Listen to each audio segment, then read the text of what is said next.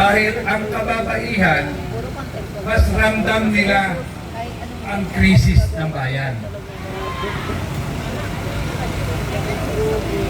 Sa loob ng 32 araw namin dito, nakita ko iba ang paninindigan ng kababaihan. Kaya naman pala, ang asawa nyo takot sa inyo.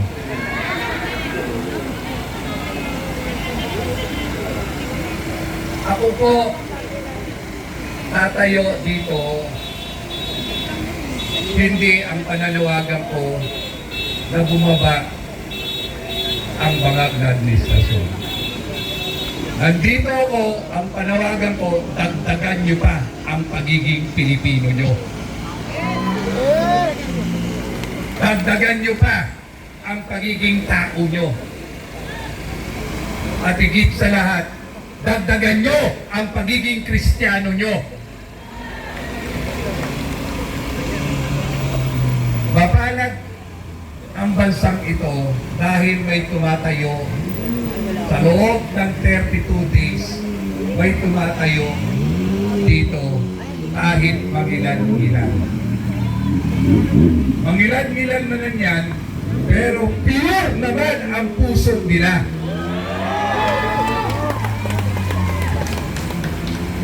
Kaya kayo pong nanunood sa inyong mga tahanan, hinahamon ko po kayo. Kayong may mga anak na pinag-aaral, kayong may mga magulang, mga nanay na bagong silang ang inyong mga anak. Gusto nyo ho ba yung dinanasan natin, ipadanas nyo sa mga anak nyo?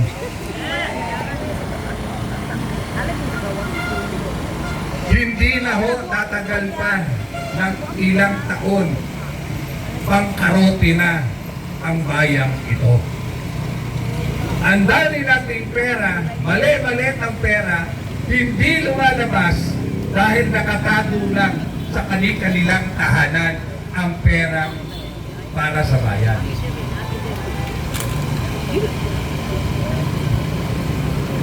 Kaya ako, bilang isang Pilipino, bilang isang tatay, may pamilya, may anak, may apo, may kamag-anak na hirap din sa buhay ngayon. Nahihiya na lang umutang sa akin. Gusto niyo pa ba ang nangyayari sa pamilya natin at sa bayan natin?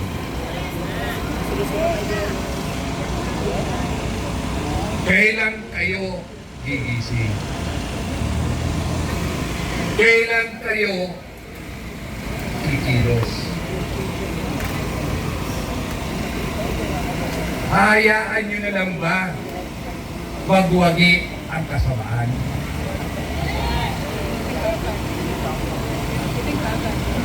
Alam nyo, itong mga naka-orange na to, 28 years ko nang kasama as volunteer ng Quezon City Anti-Crime. Sila yung hinamak ni Ben Tulfo na nagbabantay daw kami sa Commonwealth Avenue at sa Quezon City, nangahabol ng mga snatcher at hold-upper.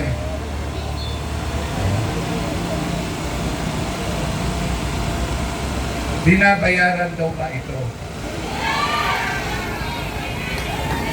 Kumanda na ho ang mga membro ng Quezon City Anti-Crime.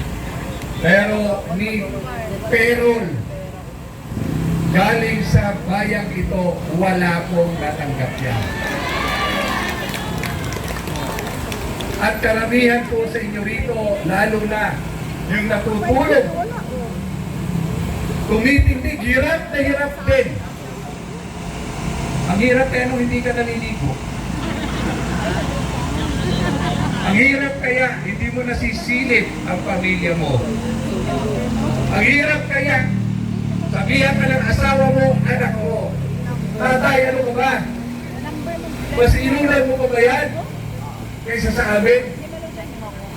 Maraming hindi nakakaintindi.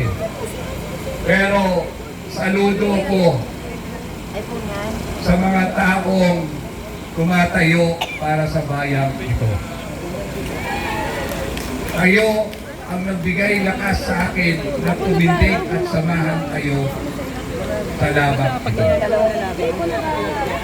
Nawa, lalong-lalo na yung kapwa senior citizen ko, nagpipintuhan na lang.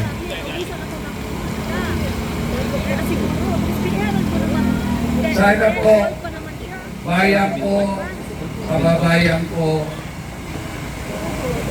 magising po tayo. Kung gusto niyong tapusin ang paghihirap na to ng bayan natin ito, samahan niyo kami dito.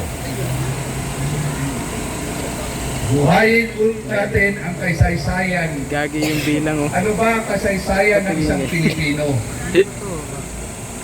Kung napatalsik natin ang tatay ni BBM, Cellphone eh.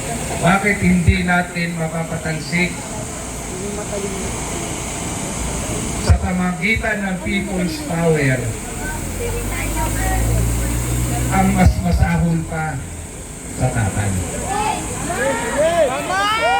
Ang sabi nga nila, ang kasalanan ng tatay, hindi kasalanan ng anak. Pero ngayon sa kasaysayan, ang kasalanan ng tatay, wala sa kalintigan ng kasalanan ng anak. Kaya lang, sunog pa rin kayo. Mayora. Dilat kayo, pero ayaw nyo umilos. Pag nakipag-maritisan kayo sa mga kapitbahay nyo, iisa ang sinasabi nyo, ang hirap ng buhay ngayon. Hindi ko pa nai-control ang anak ko. Nag-iisip pa ako kung kay nino mangungutang. Na-enroll ba ng anak, wala pa rin akong school supply sa mga anak ko. Hindi mangyayari yan kung yung ating pinili ay tapat sa tao. Baka kamit natin ang pagbabagong ito, pero ang pagbabago magsisimula sa sarili natin. Magsisimula ang pagbabago sa sarili natin. Para makamit natin ang kalayaang ipinaglaban ng mga ninuno natin. Mas masarap lumaban yung mga ninuno natin noon dahil ang kalaban natin noon tayo.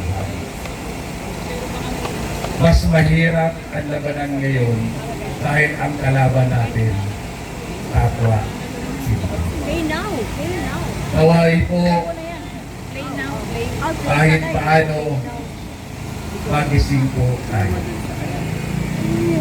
Ang laban ito, laban nating lahat. Laban ng bawat miyembro ng pamilya. Samahan natin ng puso